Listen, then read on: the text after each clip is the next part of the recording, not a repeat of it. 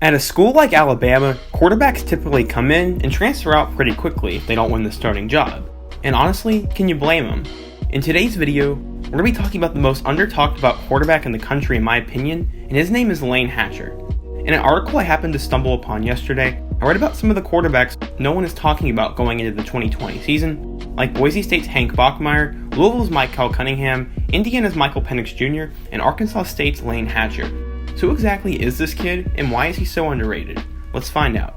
Before we get started, make sure you subscribe to the channel, be sure to hit that like button, and turn on post notifications so you never miss another upload.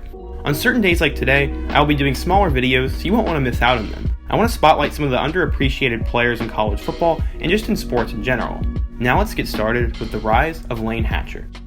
Layne grew up in SEC country as he was born and raised in Arkansas.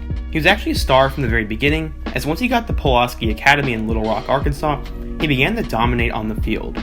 He threw for a state record 15,483 career yards and 185 touchdowns, while posting a 41-1 record during his time there. Clearly this kid was talented and was also a winner.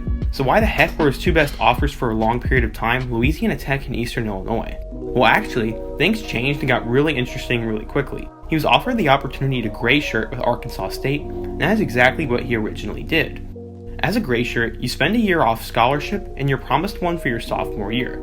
So basically, he was going to have to pay full tuition and wasn't worthy of one of their 2018 scholarships. Well then seemingly out of nowhere, Nick Saban offered Layne and he had a decision to make.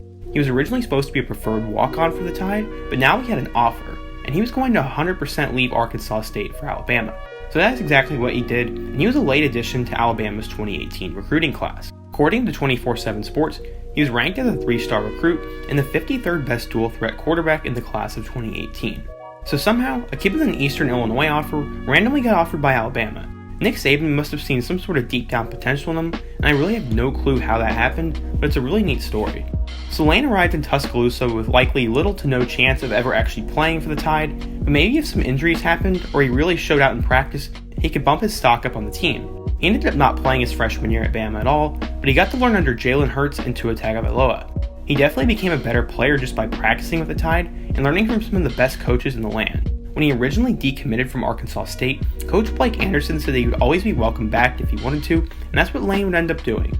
After a fantastic freshman experience at Alabama and a ton of learning experiences, Hatcher put his name into the transfer portal and decided to go back home and play for Arkansas State. When he came into the program, he was expected to be the backup to quarterback Logan Bonner, but a few games into the season, he was going to get a chance of a lifetime. After Bonner went down with what would be a season-ending injury, he got to make his first career FBS start against Troy. From the very beginning, the college football world got to see how special this kid was, as him and Omar Bayless went off that game. Layne threw for 440 yards and 4 touchdowns in their close win over Troy, and he was given national attention for his performance throughout the week.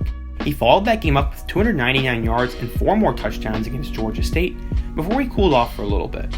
He did struggle with interceptions for most of the year, but he also threw for 2 or more touchdowns in every game he played. Layne became one of the best freshman quarterbacks in the country as he helped lead the Arkansas State Red Wolves to a 5-3 record as a starter, and they got themselves to the Camellia Bowl. In that game, he threw for 393 yards and 4 touchdowns as they beat Florida International 34-26. This was such a huge deal for Layne and the Red Wolves, and I remember being really excited for him. He finished the year as one of the top 25 quarterbacks in the country according to most metrics, and he threw for 2,946 yards, 27 touchdowns, and 10 interceptions his freshman year. Going into 2020, apparently Logan Bonner is expected to be the starter, but I don't know if I really believe that. Layne was spectacular his freshman year and led them to a bowl win as a freshman. How could he not start? Either way, it'll be a very interesting quarterback battle to watch, and Hatcher's the kind of guy who could break out into a college football star when he gets his chance. I'd say it's pretty unlikely that he would transfer at this point after already transferring once, but if he's that good and he doesn't get a chance to start, maybe that's what he'll end up doing. I made today's video because on this channel, I want to spotlight players who you guys may not know about. You can go to any other channel and hear about the best players from the biggest schools, but on my channel, I want to start taking a little bit more time to appreciate and tell you guys about the players you may not have heard about. Just because they're not a Power 5 player, or they're not on the headlines of ESPN all the time, doesn't mean there aren't some good stories and some really good players to know about. That's what I want to do more of on my channel, and that's why I think my content is different than anyone else on the platform. With that being said, these kind of videos aren't going to do that well from the beginning, so if you want to help support more videos like this and underappreciated players, take a moment to smash that like button, comment your thoughts, and share it with your friends. That'll tremendously help this video get into the YouTube algorithm, and it'll help more people be able to see it. That will help these kind of videos grow and show me that I should do more of them. If you're new to the channel, I make videos about college football, and I need your help to reach 3K subs by the end of July. So take a moment and do that for me. Check out my other college football videos while you're at it, and until next time, peace.